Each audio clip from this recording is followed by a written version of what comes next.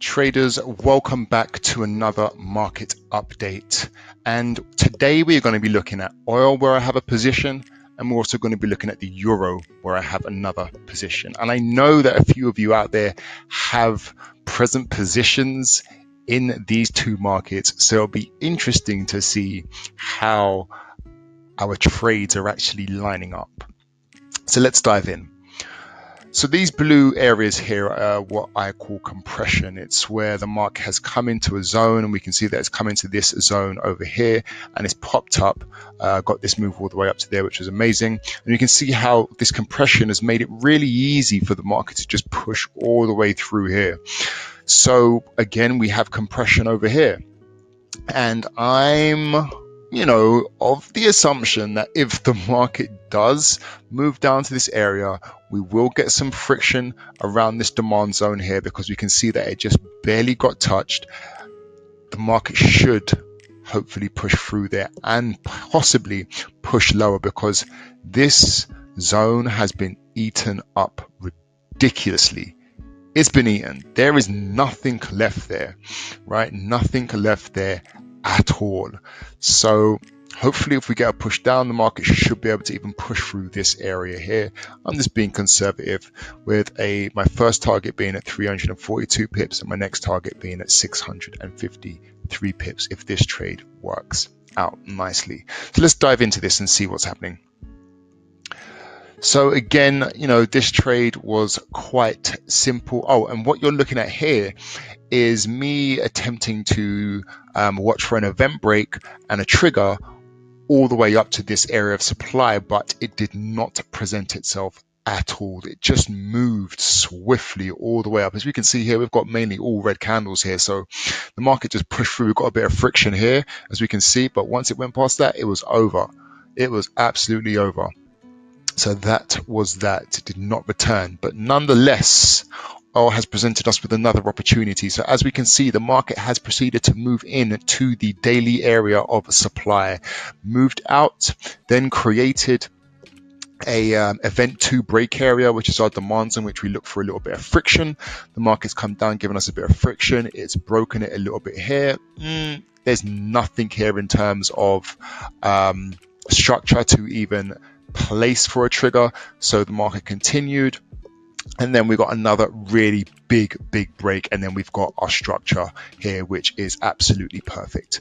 As you can see, the market moved into this zone on the 26th of November, which was yesterday, and then proceeded. I personally thought that it was going to take me out today. This is a larger risk in terms of pips. We've got 37 pips on this trade. Sometimes I will go up to like 40 pips. That will be like really the max. I'll maybe play the five event chain sequence to narrow that down a bit. But the market's pushed in and it's pushed out nicely. So now we've got a nice push out. So now we have to see what the potential of this. Now I'm going to be watching the price action over tomorrow to see whether or not I should move my stops to break even or just allow the market to play out. So that is that for oil. As I said, my first target is 342 pips, second target 650. I'll probably take off around 50% of the trade once it reaches here, and then I'll see once we get some friction here where there's another position. If it lines up for bearish engulfing candles, so I can therefore maybe add positions further to the downside. But I will be taking 50% of the position once it reaches this area of demand. So that is that for oil.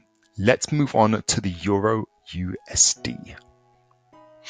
So guys, here we are at the Euro. And I also want to mention something as well, that could potentially just heighten your awareness, because it definitely heightened mine, because I had, I got in at this Euro USD at this down here on a 15-minute event break, right? And I got taken out when the market came and pushed through this area here. but I had big ambitions of taking this market all the way up to here, right? Now, sometimes when we have these ambitions and we have this kind of outlook, sometimes no matter what the market's doing, we get stuck in that outlook. And the market's reversing, it's even showing you that it's turning around. And because you're stuck and focused in that particular outlook, you're not seeing the other opportunities that are available. And I think this is something that even with this trade, I shouldn't be saying that. Yes, I have ambitions of a 700 pip target, but what I used to do was get fixated on that. And no matter how the market was moving, I'd just be looking for bullish engulfings, and trying to take it to the upside before it gets so painful that it's like, okay, shit, this is actually moving to the downside now, right? So just play the zones. Just play the zones. Okay, play from zone to zone. The trend is simply from this zone to the next zone. That's your trend.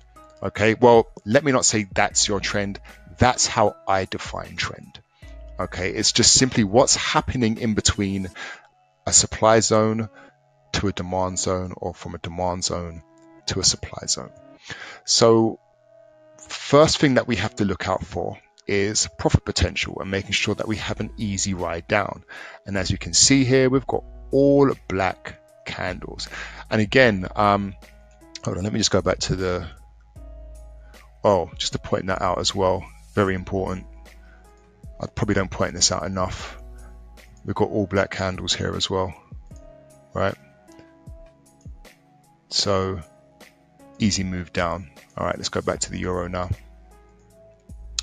So making sure that's the first thing we're always looking for. We're always looking for all black candles on the way up. Well, for my candles are black, your candles may be green or whatever color you use. We're looking for all black candles so we know that the transition, when it decides to come and move to the downside, it's really going to be a breeze. We're not going to get much friction at all.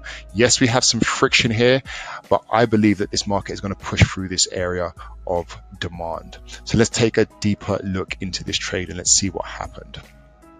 So my first attempt at this was, obviously the market moved up here. Now, the reason why I have this pointed out is because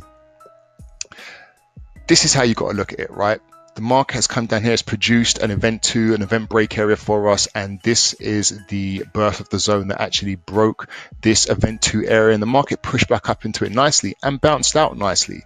But this is one thing that I completely forgot. If the market has the potential to move up here, right? If the market's moved up here, then that means that there's not enough orders here, because if the banks and institutions had enough orders here, right, there is no way in hell that the market would be able to move any further up to this area here, because the banks don't want to be in a loss. The institutions don't want to be in a loss. They don't want to put their trades in a loss, right? So the fact that the market had the potential to move up here should have given me the indication that this particular zone might not work out.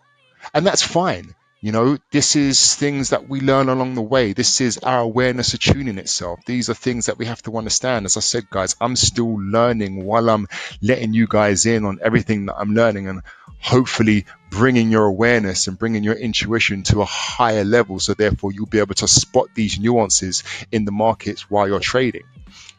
Now, what was that? I think it was a really tiny little loss. Oh, hold on, what's that? Get that. Okay, so 3 pips, right? It's nothing to really shout home about, you know. It's not major, right?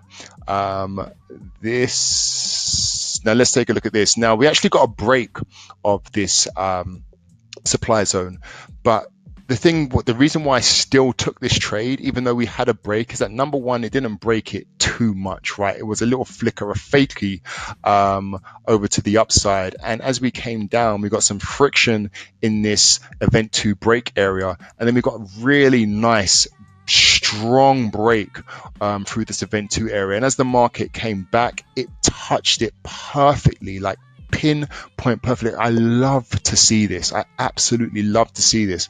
And then since then, the market has proceeded to move to the downside. So, you know, again, if you don't get it the first time, try again if the structure is there and the event chain is still available to play itself out. You're not just taking trades on a whim, you are using the confirmation to filter out the best positions for yourself to take advantage of trades that you can see as significant to yourself. Right. So this event break area here is kind of like a signal for me. It's kind of like, okay, so if the market maybe has the potential to break this, I should have put one around here as well. This area here, let's just put one around here.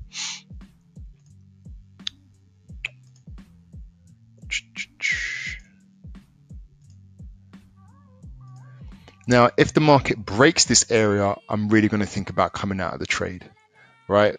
Really going to think about coming out of the trade. I mean, right now my stops are at break even, but if it breaks this high here at 101,318, then I'm really going to have to think about coming out. But if the market's held, we can see that the market popped over this event break area here. So you can use the event break area to not only add positions to the trade, depending on obviously if you're going short or long, or so you can just use it as a short. But I like to use it as an indication that if it breaks that, then there could be potential to move back up to the upside, and I should think about coming out the trade. But then if that event break area actually holds, then we can look to add positions.